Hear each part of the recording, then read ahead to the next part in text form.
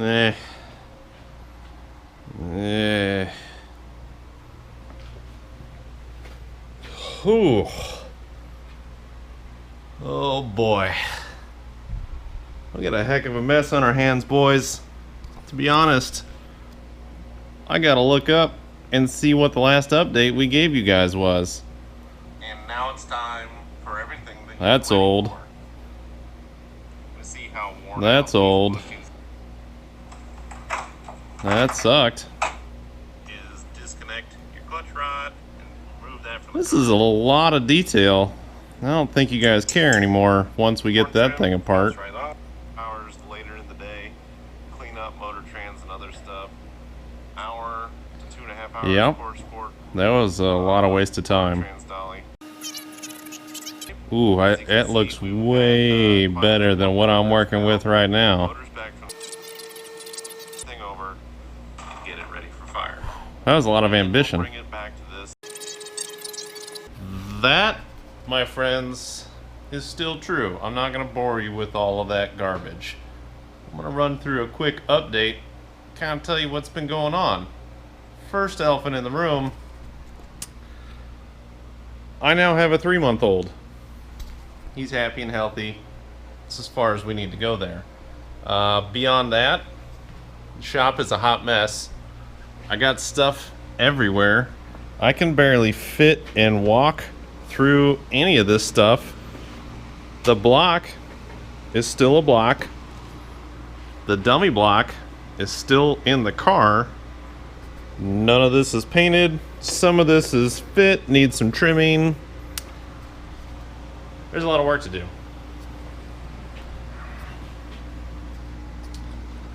Today, working on fuel system stuff, trying to get all my route planned and other detail. And I thought to myself, you should make a video on how to make these hose ends. They're pretty sweet. Earl's Ultra Pro. And I said, I can't do that until I tell everybody about the rest of the update and explain what we're going to do moving forward. So what was sustainable in the past is no longer sustainable from a time commitment. As I'm sure you all know, or most of you will understand, having a kid takes a lot of your priority, and everything else that you want to do in life kind of goes to the back seat. So I've come to the conclusion I only get to work on this thing for 30 minutes, maybe an hour a day, tops, if at all. And filming and editing and all of that stuff takes too much time. So we're going to do something a little different. You've probably seen this on other channels. I'm going to run through and give you a lot of little videos, as much and as best as I can, that require the minimal amount of editing possible. Editing a normal video that takes 10 minutes probably takes 10 hours doing it the old way. The new way, I hope to spend maybe 20 minutes on a 10-minute video tops. It's the only way I'm going to be able to get you any kind of quality content. So with that said, let's run through the car real quick, show you where everything's at. Sorry for the poor editing and the rough format. You're just going to have to suck it up if you really, really care. Otherwise, stay tuned for a bunch of quicker, shorter, some how-tos and channel updates in several minute, one bulk, one take shot style of form. Let's get to it. Starting from the very front of the car, working our way all the way back. Halfway through air conditioning mock-up, you can see we got to do some trimming and some other stuff. Got to finish some welding on these tabs and things. What really come to is I don't need air conditioning to drive the car, so I'm going to take all that out, probably finish weld and get to a point where I can paint that, and I'm going to worry about air conditioning after the car is driving. Made some other modifications to this core support to fit in our aluminum radiator. Custom welded AN20s on all corners. Probably a little excessive, but I should never have a problem. We ended up partway through our other air conditioning component installs, which is our heater core and AC hoses. I don't think I'm going to run either of those for a hot minute, and if we can get the car driving, I'm going to count that as a win. So I'm gonna block those off. Probably gonna take that compressor out and then just worry about it later. We've got our fuel pressure regulator mocked up. We've got all of our lines. We know where we want them to go in our head. You guys will have to figure that out after it's visible. That's what I'm doing today, is a little bit of mock-up. I'm gonna try and shoot a video tonight yet on the best way to assemble these Earl's Ultra Pro fittings. Finally figured out an intake that works. Got a used LS2, but one of my bungs was stripped out, so I either need a different intake that I don't have to waste any time on, sell this one, or fix it. I ordered some epoxy. Maybe we'll do a quick video update on that. Gotta get brakes figured out. I think we're gonna tackle brakes after we do fuel lines. Clutch line, that's gotta get figured out. Intake tubing, that's all gotta get figured out. These are things that have to get done before we blow the car apart for paint, in case we need to modify some other major components. These fender brackets don't fit worth a crap. None of these holes fit either of my fenders, which I believe both are original fenders. That's super annoying, so I'm gonna have to figure out what I want to do with that. These are mostly trimmed up. I did cut these off of the Speedway G-Comp and bought taller tabs. These are 6-inchers. I needed to clear the intake. The original bar was here and it went straight in front of the throttle body. So unless you run an aftermarket that's much higher or the carburetor style, you are not going to be able to use the factory G-Comp brace, Monte Carlo bar, whatever you want to call it, with a factory style LS intake. Outside of that, we'll break down all the motor specs and other details when we get to a very quick video of assembling the motor. Ignition coils, not a great place on the windshield. We're going to move this box, and I'm actually going to hide them where you would normally see a distributor. It's probably not going to look like a distributor, but all the wires are going to come from that exact spot. Brakes mocked up and work. With the very cheap steel wheels that I bought, I have to run a little bit of a spacer, otherwise the wheel was going to grind on this bracket right here. I could probably shave off 1/16 of an inch off the back and do some other stuff. It's just not worth it. So we're gonna run this little spacer here with our cheap wheels until we can get some custom offsets. Then none of that's gonna be a problem anymore. Let's pick it up. All right, we got a whole bunch of weird stuff going on down here. This is our power steering return line that goes to our electric power steering pump. That's this blue thing right here. Bunch of wires and crap hanging off of it. We had to make a bracket to hold this all up and keep it straight and level, so that's in and done. Just need to finish weld the bottom of this once I get the engine and all the other stuff out. I need to clean up some of this core support stuff. Radiator's in. I had tabs welded to the side of the radiator tanks. I had a couple extra fittings put in for our drain, temp sensor and whatnot. Those actually go through with nuts on these little guys right here. If you've not used these are riv nuts. If you're interested, let me know. I'll do a quick video on how to use them and the best way to set that up. If you didn't know, the factory core support strut rod brackets are riveted in. They're kind of a pain to remove, so I think I'm just gonna trim this off and then weld it shut and be done with it. See some go fast parts and stuff in here. We'll worry about that later. I'm gonna swing back down this way. Everything's assembled and mocked up. We've got our rack here. These billet mounts come with it. This is the bracket from Vintage Air for the LS. It seems to work good. I wanted it mounted down low so it wouldn't be in regular view from the top of the car. Keeps it nice and out of the way. As you can see, it does clear this power steering rack just oh so barely, like less than 3/16 of an inch there from the bracket to that block. And that's all due to the Speedway motor mounts have a little extra spacer. I don't know if you can see it or not. You're just gonna have to believe me. It raises it up about 3/8 of an inch. Which brings me to another interesting point. Oil filter. It's gonna go right here. I've tested it. lock to lock, everything. Clears this. A little wiggly. Need to tighten that up and finish weld it. From that point, I got to figure out how are we going to get oil to flow to and from. I don't have that answer yet. Probably some combination of 90s. If anyone cares, throw a comment down below. If I've figured it out by then, I'll let you know. I know one line's going to have to duck between the Jig's aluminum oil pan and this bell housing bracket, and it's going to sneak down, wrap it in heat tape, come all the way around and pop in. The other one, I ain't got a lot of room with the size of these fittings. This is all -10 5/8 lines and stuff. G-comp headers, I guess you can't buy those anymore, so don't ask me. Good luck. These are 2-inch primaries. I don't think anyone makes them like that anymore. T56 Magnum is in. Giant hole in the floor. Custom cross member. Done, bolted in. I just threaded these in hopes that it's going to work out fine.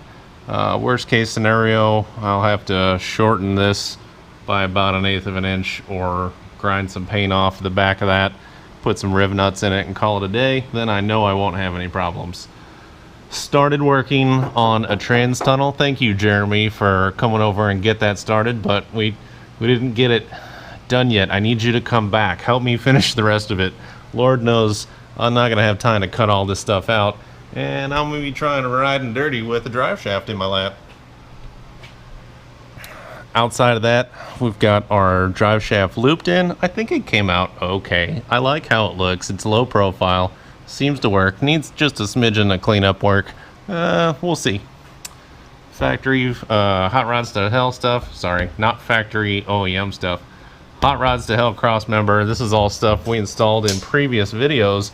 But now you're starting to see maybe some fuel lines and some weird stuff going on. So I custom made -10 feed and return lines with a custom angular kick on this end and a straight on this end.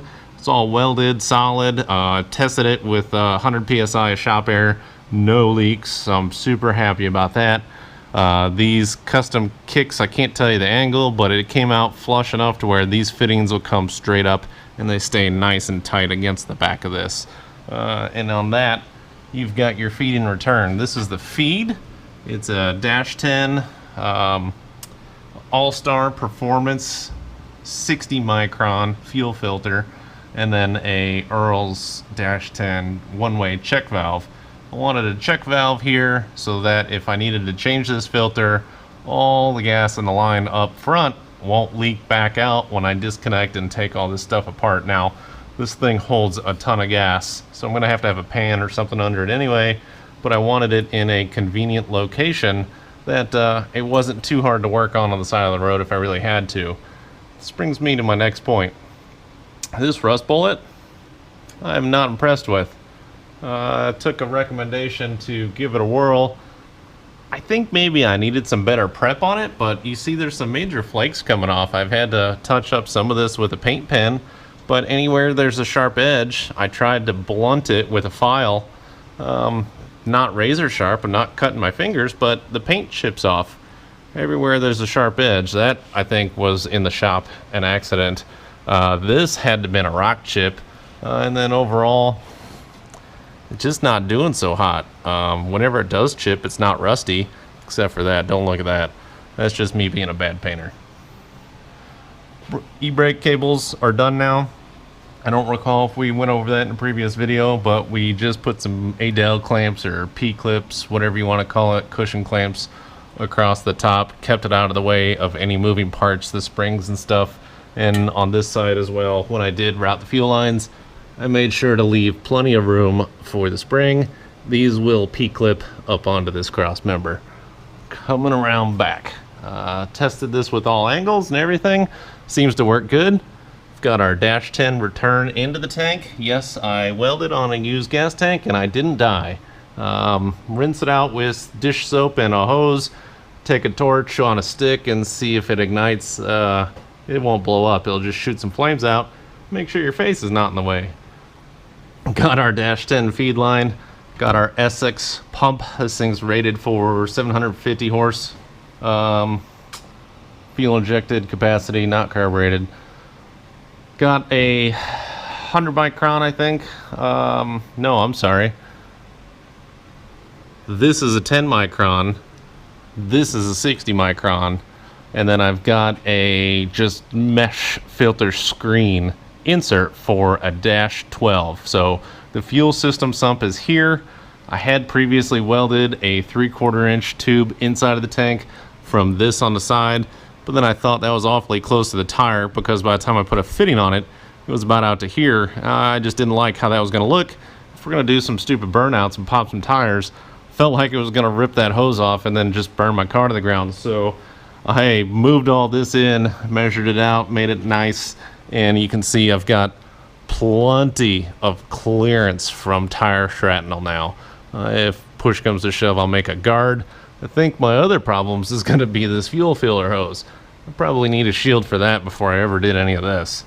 But dash 12, got the shut off switch if you need to change fuel filter. Not going to drain the whole tank out. Got dash 12 up to the pump, dash 10 from here all the way down to the motor. Then it Y's off into dash 8s, goes to each fuel rail, comes back to the regulator and goes dash 10 all the way back through here to the return. Let's drop it down real quick. I'll show you the inside. There we go. Giant hole in the floor.